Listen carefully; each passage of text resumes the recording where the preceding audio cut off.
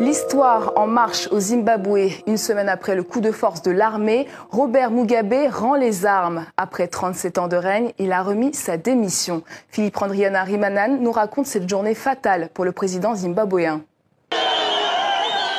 Scène de liesse à Harare. Les Zimbabwéens sortent dans la rue à l'annonce de la démission de celui qui dirige le pays depuis 37 ans. La population célèbre l'événement devant l'armée qui a poussé Robert Mugabe, 93 ans, vers la sortie.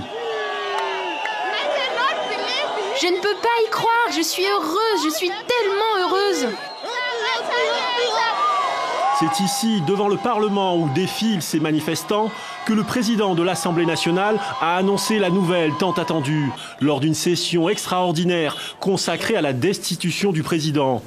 Dans sa lettre de démission, Robert Mugabe parle d'un choix volontaire, motivé par le désir d'assurer un transfert du pouvoir sans problème, pacifique et non violent. Il avait pourtant résisté aux appels pressants à la démission dans son propre camp comme dans la population. Une semaine après le coup de force de l'armée, provoqué par la révocation du vice-président Emmerson Mnangagwa, c'est une délivrance pour le pays, dirigé d'une main de fer par celui qui fut héros de la guerre d'indépendance. C'était donc le dernier héros des guerres d'indépendance au pouvoir en Afrique. Robert Mugabe régnait depuis 1980 sur son pays. C'est lui qui a rebaptisé l'ancienne Rhodésie du Sud, Zimbabwe. Son histoire se confond avec celle de son pays. Et pour en parler, nous sommes avec Virginie Roiron, spécialiste de l'histoire du Zimbabwe. Bonsoir. Bonsoir. En tant qu'historienne, qu'est-ce que vous retenez de la trajectoire de Robert Mugabe ? Alors Robert Mugabe, c'est un personnage extrêmement charismatique qui a su bien avancer ses pions, qui est un personnage intransigeant, qui est un personnage d'une extrême intelligence, un politicien extrêmement habile. Je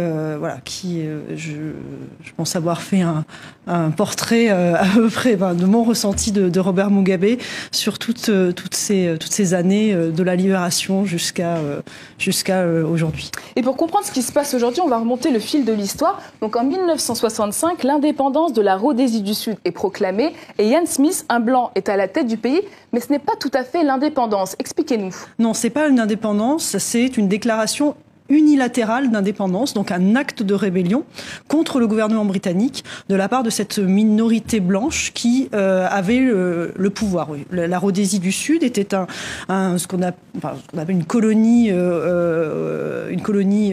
autonome. Donc il y avait un gouvernement et ce gouvernement résistait aux appels des Britanniques de s'élargir pour intégrer la majorité de la population. Et donc le mouvement est devenu de plus en plus intransigeant et en 1965, le 11 novembre, Ian Smith, donc le Premier ministre de la Rhodésie du Sud, a proclamé illégalement son indépendance et la Grande-Bretagne en a tiré les conséquences, à savoir qu'elle a refusé de reconnaître, a encouragé les États à ne pas le reconnaître et a imposé des sanctions. Et en 1966, la guérilla des Noirs éclate. Il y a deux leaders, Robert Mugabe et Joshua Nkomo. Oui. Pourquoi cette lutte armée est divisée ? Alors, elle est divisée pour des raisons de personnalité. Joshua Nkomo est clairement le leader le plus charismatique, celui qui est présent dans les négociations depuis le plus longtemps. Au départ, donc le mouvement est uni, et puis il se déchire au début donc des années 60, et une partie donc qui n'est pas menée par Robert Mugabe à l'époque, mais par Ndabangi Sisole, fait sécession et crée un nouveau mouvement, la ZANU, donc les raisons de cette scission, ne sont pas ethniques à l'origine, elles sont liées à des questions de stratégie. Il trouve que Nkomo n'adopte pas la bonne stratégie. La ZANU est plutôt un mouvement qui occupe le terrain, qui est là pour essayer de convaincre, alors que la ZAPU est plus en retrait et plus modérée. Après, effectivement, au cours des années 70, la différenciation ethnique va prendre le dessus. La ZANU étant plus représentative des Shona, qui est la grande majorité du pays. Inversement, la ZAPU devenant, puisque Nkomo était Ndebele, un mouvement qui est plus soutenu par les Ndebele. Donc l'indépendance est négociée avec les accords de Lancaster House en 1979. Quel était l'esprit de ces accords ? Alors l'esprit de ces accords, c'était de trouver une solution. parce que de toutes les années 70, il faut voir qu'on avait vraiment c'était le chaos. On avait donc un mouvement de guérilla pour les États qui étaient autour, c'était extrêmement déstabilisateur puisque les guérilleros avaient leur base autour. On avait ensuite l'Angola, le Mozambique qui sont devenus indépendants en 1975, donc ça avait été un réel tournant. L'Afrique du Sud et les États-Unis sont intervenus aussi pour essayer de trouver une solution. Et Lancaster House, c'est vraiment un compromis. On a demandé aux Britanniques de reprendre les choses en main et de négocier un accord, ce qui est fait. Alors, Lancaster House, c'est un cessez-le-feu. C'est une constitution et c'est l'organisation d'élections en décembre 79, avec bien sûr rien sur le problème des terres. Et comment la figure de Robert Mugabe émerge du mouvement de libération ? Comment il s'impose ? Alors, comment il s'impose ? Il s'impose par essentiellement l'occupation du terrain. C'est vrai que Nkomo est beaucoup plus dans le côté nationaliste en exil, etc., alors que Mugabe est plus sur le terrain. Et c'est vrai que Mugabe a été emprisonné quand même pendant 10 ans, 11 ans presque, entre 64 et 74. Il a été libéré en 74, à partir de ce moment-là.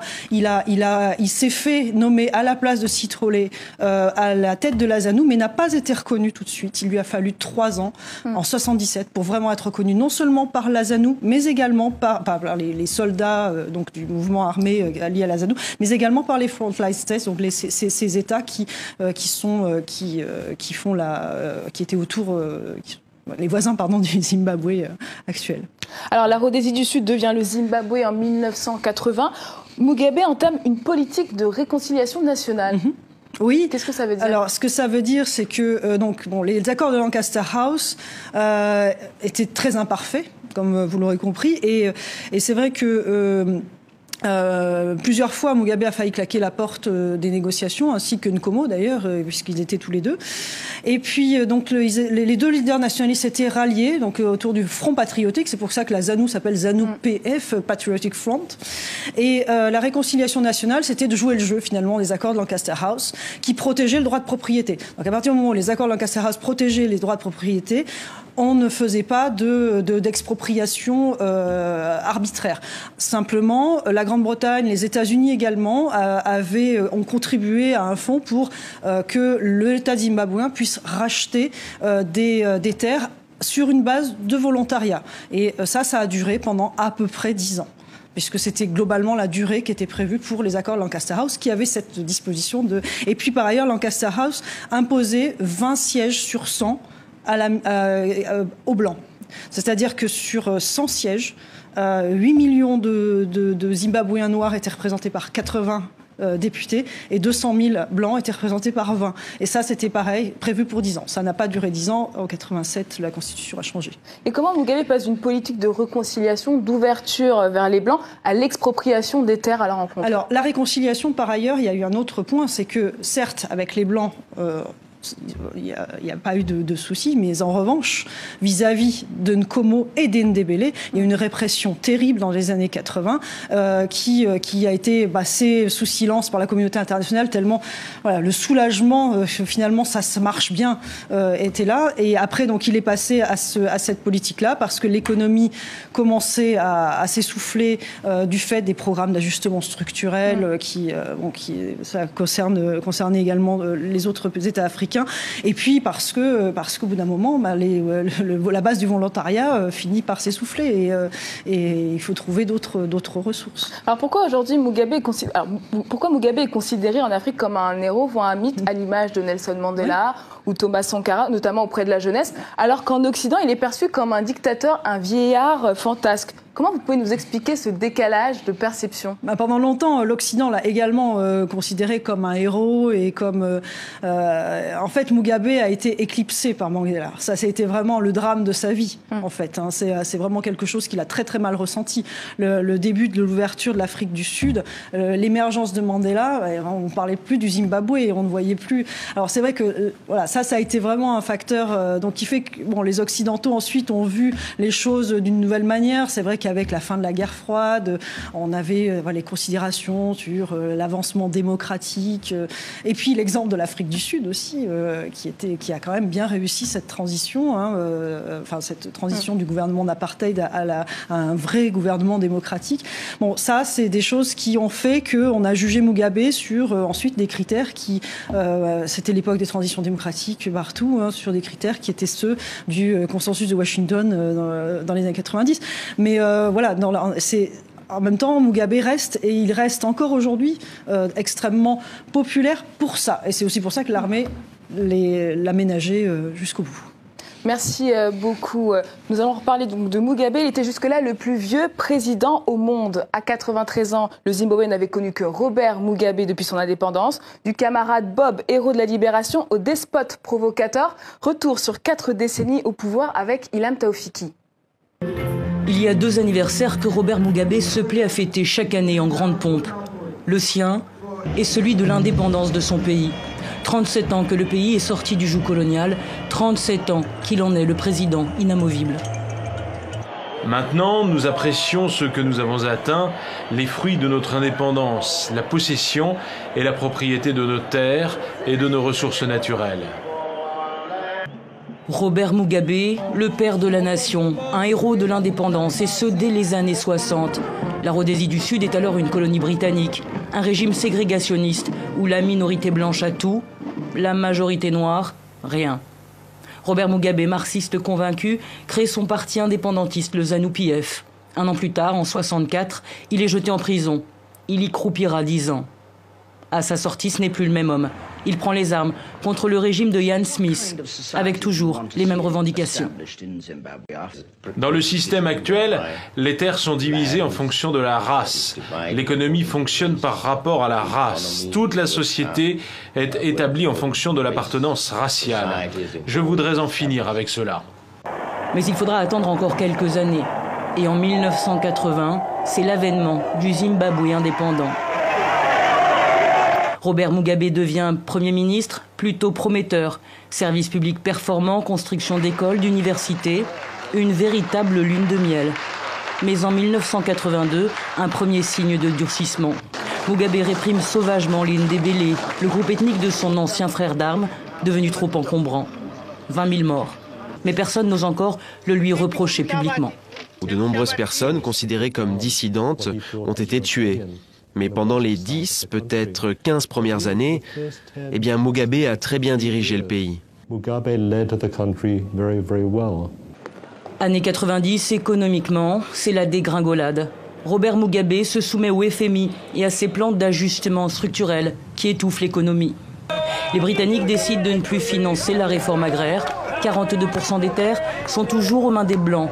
En 2000, Mugabe met fin à cet état de fait. 3 années plus tard, 90% des fermes sont saisies brutalement et redistribuées aux élites, aux anciens combattants. Une série de sanctions internationales drastiques achève de mettre le Zimbabwe à genoux et de raidir encore plus Mugabe dans sa rhétorique anti-Occident. Ni Bush ni Blair ne pourront provoquer un changement de régime ici. Jamais. Nous ne l'accepterons jamais. Sur le plan politique, l'opposition est muselée, manipulée, violentée. Économiquement, hyperinflation, risque de famine, chômage endémique. 90% de la population est sans emploi en 2017. Son habit de père de l'indépendance ne l'aura pas sauvé cette fois. Au Zimbabwe, personne ne veut continuer de payer le prix de son héroïsme d'antan.